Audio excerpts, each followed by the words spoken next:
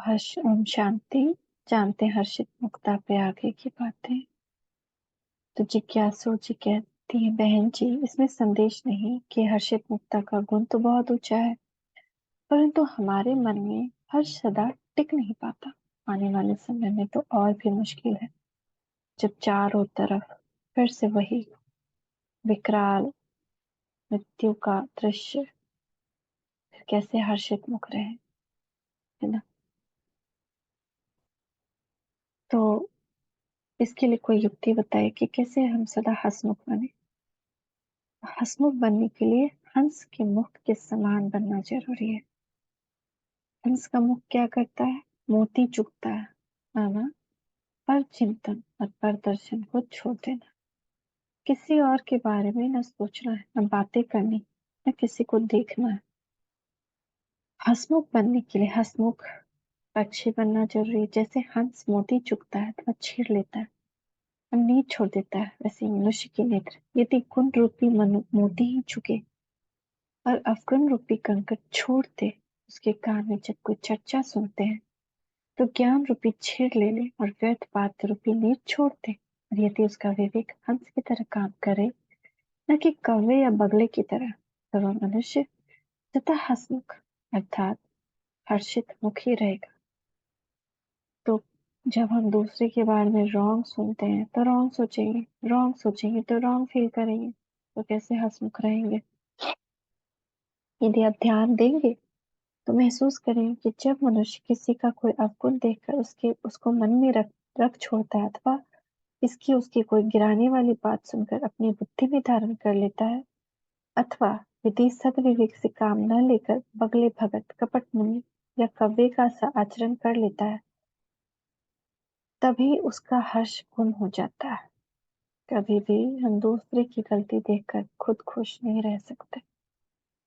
तो कभी भी किसी के अंदर कितनी भी बुराई हो, कोई ना कोई अच्छाई जरूर है, तो उसको अच्छाई को ढूंढ करके उसको रिपीट करें, बार बार उसको देखें, उसको विजुअलाइज करें। इससे हमारा भी हेल्प होगा और वो आत्मा का भी हेल्प होगा।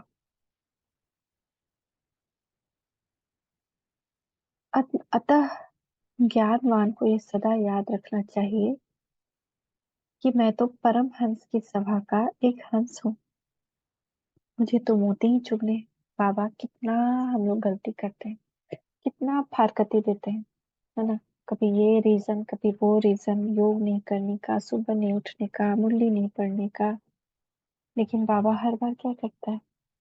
कभी भी नहीं बोला है कि कपटी बच्चे, झूठे बच्चे, फारकती देने वाले बच्चे नहीं।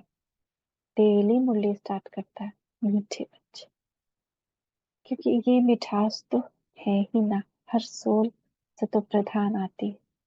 आकर यहाँ पे द्वापर से फिर उसमें विकार आता है, तब तो उसके अंदर बुराई आती है ना। अगर विकार ना आए तो बुराई ही ना आए किसी के अंदर, तो सारी आत्मा तो परवश है, तो उसके अंदर कोई तो अच्छाई होगी। जब तक हम अच्छाई नहीं दिखेंगे, बदलेंगे नहीं। बाबा कैसे हमें बदल रहा है? मीठे बच्चे कहकर बदल रहा है। तो ऐसे ही हम कितने हर्षित होते हैं उनकी मीठी मुरली सुनकर। मन करता है फिर सुने, बार बार सुने। तो वैसे ही हम लोग को, अगर हम गुण ले रहे हैं किसी का, तो हम गुणवान भी होंगे, हंसमुख भी होंगे। कहते हैं गुण चुरा लेना चाहिए, गुण चुराना अच्छी बात है। तो इस प्रकार जो हंसमुखी मनुष्य होगा वह सदा हंसमुख हर्षित मुख भी होगा ही होगा। तो जिज्ञासी बहन कहती है, बहन जी, ये तो आपने बड़ी अच्छी बात कही कि हमें स्वयं को राजहंस समझना चाहिए, है ना। वो क्या है? राजहंस। और हंसमुखी ही रहना चाहिए। अपने आप को विजुअलाइज करें, मैं तो राजहंस हूँ, मैं कितनी पवित्र आत्मा हूँ। अपने आप ही मन नहीं करेगा कि किसी की चुगली सुन।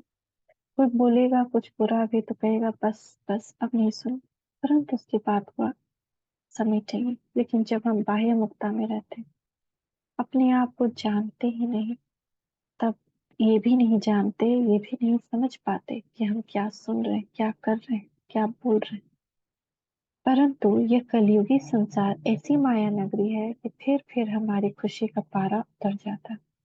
ऐसा कलयुगी संसार, अंत में सब कुछ अति में जाएगा। फिर हम कैसे हंसमुख रहे।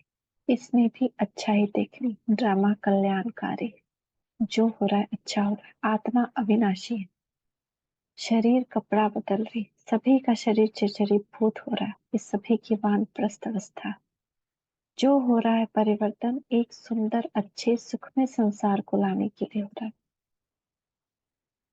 तो एक बहन जी थी, कहीं पे सुन रहे थे, कोई दीदी मुरली में बता रही थी कि जो रशिया की एक लेडी थी, तो लेडी वहां के प्राइम मिनिस्टर को पत्र लिखी। वहां पे बच्चे पैदा करने के लिए प्राइज दिया जाता है, अवार्ड दी जाती है। तो उसको लेटर लिखी, आप कितना भी कुछ कर लो, कितना भी मुझे प्राइज दे दो या पनिशमेंट दे दो, मैं बच्चे यहाँ पैदा नहीं करूंगी। मैं अपने बच्चे को दुख की दुनिया नहीं दूंगी, अपने बच्चे को सुख भरा संसार दूंगी। मैं अपना बच्चा सत्युग में लाऊंगी। ऐसे उसने लिखा था। इस नजरिए से तो कोई सोचता ही नहीं है ना कि हम क्या संसार दे रहे हैं बच्चों को इस कलयुग दुनिया में, क्या उसको दे सकेंगे। एक दिन कोई बाहर जाता है, कहीं इधर उधर जाता है, बीमार पड़ के आता है, तो कैसा संसार हो गया है कि बाहर जाना भी मुश्किल। तो हर्षित मुक्ता कब आएगी, जब जो हो रहा है, जो आत्मा है मेरे सामने, ये जो परिस्थिति है मेरे सामने, उसमें भी हम पॉजिटिव देखें। बहन जी, शिव बाबा ने और ऐसी कौन सी बातें बताई हैं जिससे हमें बेहद असीम खुशी मिल सकती है। बाबा ने कहा, शिव बाबा का तो सारा ही ज्ञान खुशी देने वाला है, परंतु उससे भी पहले तो आपको यह सोचना चाहिए कि जिसको सारी दुनिया चाहती है, ढूंढती है अथवा याद करती है, जो ये सोच भी नहीं सकता है कि हम परम पिता परमात्मा से पढ़ रहे हैं, उस परम पिता परमात्मा ने 500 करोड़ मनुष्यों में आपको चुना है। क्या ये कम बात है। अवश्य ही आपका भविष्य ऊंचा है। आपका कोई सौभाग्य जोर पकड़ रहा है कि इतने 100 करोड़ व्यक्ति में से भी शिव बाबा ने अब आपको अपना बनाया, आपको अपना अनमोल खजाना दिया, और उस सर्व समर्थ के समर्थ ने आपके विकर्मों में डूबता बेड़ा पार करने की जिम्मेदारी ली है। तो कितना खुशी हो। चाहे कोई आईएएस का एग्जाम कंप्लीट करता है, फर्स्ट रैंक आ जाए, कितने में, कितने लोग देते होंगे आईएएस का एग्जाम, 20 लाख, 25 लाख, 50 लाख, उसमें से एक आता है। यहाँ 500 करोड़ में एक हम चुने गए हैं। तुम कितने विशेष हैं। वो भी किस लिए, सत्युग के महाराजा महारानी के पोस्ट के लिए। अब इसमें आगे इंटरव्यू के लिए मेहनत खुद को करनी है कि इंटरव्यू में हमारे सामने शिव बाबा आए, धर्मराज ना आए। तो अतः पहले तो आपको इस बात की अपार खुशी होनी चाहिए कि सारे विश्व का जो पिता है, जिसे भक्त लोग मालिक भी कहते हैं, उसे मैंने पा लिया। पाना था जो पा लिया, अब क्या बाकी रहा।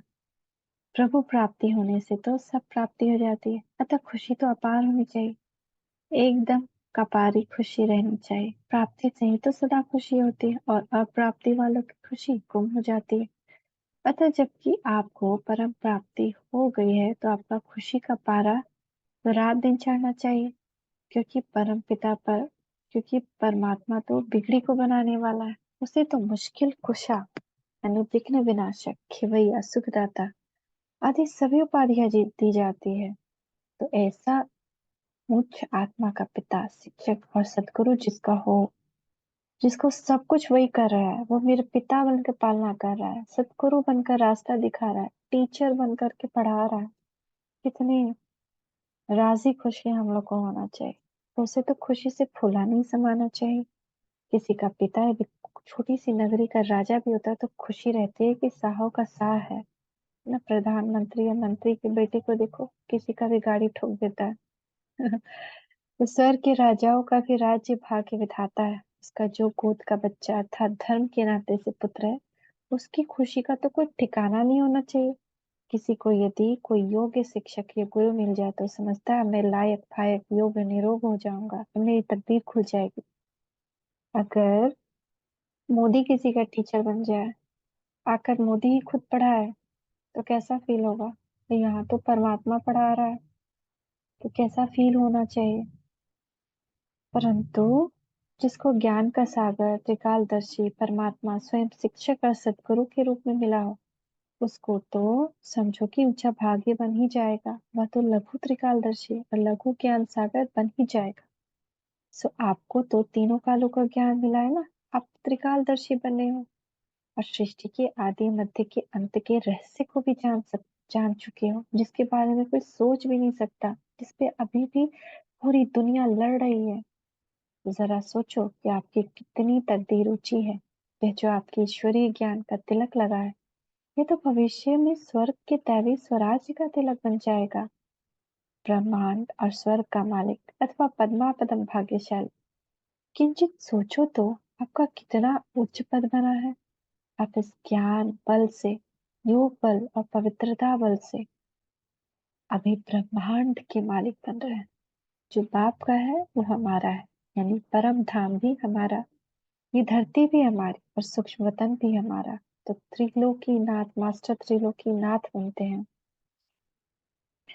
और भविष्य में स्वयं के राज्य के मालिक बने हैं। इसलिए शिव बाबा कहते सदा याद रखो, मैं पद्मा पदम भाग्यशाली हूँ। सुबह उठते के साथ बोली, मैं पद्मा पदम भाग्यशाली हूँ। मेरे पिता, मेरे परमेश्वर, मेरे स्वामी, मेरे मित्र, बहुत बहुत शुक्रिया, क्योंकि मैं ब्रह्मांड का और सत्य की सृष्टि का मालिक बनूंगा। तो शिव बाबा कहते हैं, आप अब ज्ञान बल तथा योग बल द्वारा जो पवित्रता आदि दिव्य गुण धारण कर रहे हैं और अन्य आत्माओं की ज्ञान सेवा कर रहे हैं, उसके फलस्वरूप आपकी निराकार आत्मिक रूप अर्थात शालिग्राम के रूप में पूजा होगी। तो एक मंदिर है जहाँ 33 करोड़ शालिग्राम पूजे जाते हैं। हाँ, उन पे जल छिड़कना बड़ा मुश्किल होता है, तो वहाँ पाइप से जल छिड़का जाता है। तो लेकिन हम 33 करोड़ आत्माओं की पूजा होती है शालिग्राम के रूप में, छोटे से लिंग के रूप में।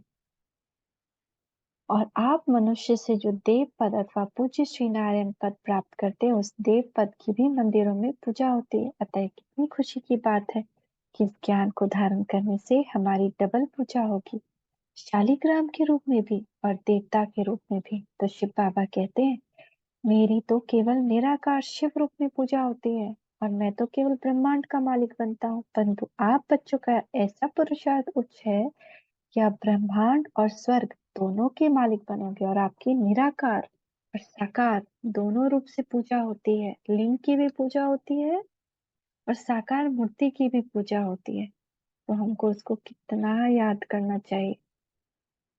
इस प्रकार यदि हम अपने ऊंचे भविष्य को अथवा उच्च प्रारब्ध को याद रखें तो हमें बेहद खुशी रहेगी और चेहरे पे सदा हर्ष रहेगा। अब हमारा यह जो पुरुषार्थी जीवन है, ये बहुत ऊंचा है, इसका तो बहुत गायन है। जन्म जन्मांतर तो हम भक्ति पूजा करते रहे और शिव बाबा की महिमा गाते रहे, परंतु अब तो शिव बाबा ने ईश्वरीय ज्ञान और सहज राजयोग शिक्षा देकर हमारा जीवन ऐसा बना दिया है कि वह स्वयं भी उसका गायन करता है।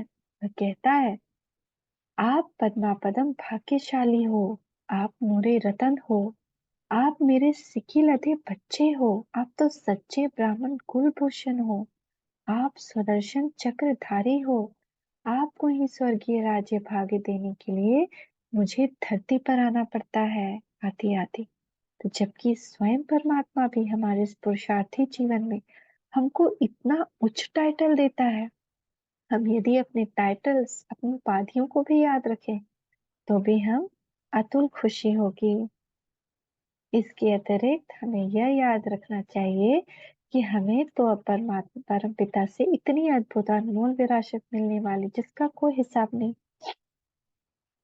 वर्तमान कलयुगी संसार में तो अनगिनत रोग है, परंतु हमें शिव बाबा जिस दुनिया में ले जाए उसमें तो कभी भी रोग नहीं होता। वहां तो कंचन काया, निरोगी काया मिलती है। यहाँ तो काले मृत्यु होती है। वहां तो स्वेच्छा से तथा बिना कष्ट से देवता ऐसे शरीर छोड़ते हैं जैसे कोई वस्त्र उतारता है। इस कलयुग की दुनिया में तो मन की अशांति, धन की कमी, मित्र संबंधियों की ओर से परेशानी, राज्य की ओर से निचोड़ने वाली टैक्स और अन्य भाषा भेद, प्रांत भेद, धर्म भेद आदि के झगड़े, कलह क्लेश, अकाल, अतिवृष्टि, अनावृष्टि, अग्निकांड, बाढ़ आदि प्राकृतिक आपदाएं, अनगिनत दुख है। परंतु सतयुगी पावन सृष्टि में तो एक दैवी धर्म, एक भाषा, एक दैवी राज्य और प्रकृति दासी, धन अनगिनत, सुख शांति स्थायी, सर्वांगीण और सब प्रकार की है। कलयुगी दुनिया के अपार दुख और स्थापित होने वाले सतयुगी दुनिया के अपार सुखों की तुलना से इस तरह से हम हर्ष को प्राप्त कर सकते हैं।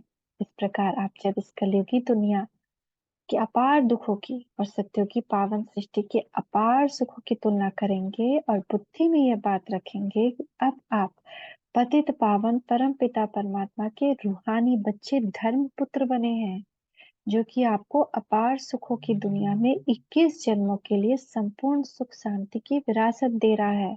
तो खुशी से आप पुलकित हो उठेंगे और शिव बाबा के प्रेम में विभोर होकर आप अतीन्द्रिय सुख के झूले में झूलने लगेंगे। भाई साहब, उससे ऊंची प्राप्ति तो यदि पत्थर को हो तो वो भी खुशी से नाच उठेगा। हम कोई कमबख्त थोड़े हैं कि खुशी ना हो। कमबख्त तो वे बने हैं जो माया के बने हैं, जो अभी तक भी विषय विकारों में फंसे पड़े हैं और ज्ञान निद्रा में खराटे भर रहे हैं। हमें तो अब शिव बाबा ने जगाया है। हम तो अब दिव्य गुणों की धारणा से जीवन बनाने का पुरुषार्थ में लग पड़े हैं।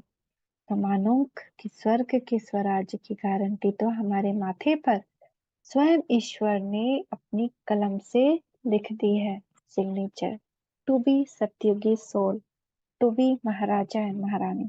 तो कितना बड़ा हमारा भाग्य है और उतना ही महान हमारा पुरुषार्थ और उतनी ही महान हम आत्मा, उतनी ही महान हमारी प्राप्ति, उतनी ही हमारी खुशी।